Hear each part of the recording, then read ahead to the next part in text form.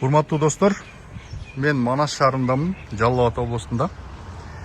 Өзүңөр жакшы билесиңер.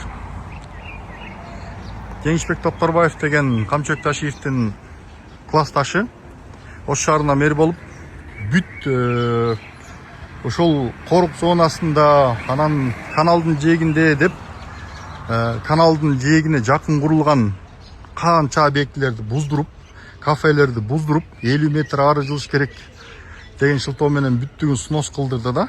Анысы туура эле. Бирок ошол Токторбаевдин өзүнүн кафеси экен мыногу. Ошол Жеңишбек Токторбаевдин өзүнүн кафеси экен. Муну айтып атышчу да. Ошол каналдын жээгине, суунун жээгине курулган деп. Мына могу жерде бир ортону бойлоп кеткен чоң канал бар экен. Ушул каналдын жээгине куруп, андан тышкары мына мыногу тетигинтип үстүнө гостиница кылып, анан кийин монтип көпүрө алып, көпүрөнүн үстүнө куруп алыптыр да. То есть адам бир нерсени баштагандан кийин, ошол бир эрежени коомго орноткондон кийин жетекчи деген өзү ошол эрежеге шайкеш мыйзамды бузбаган адам болуш керек да.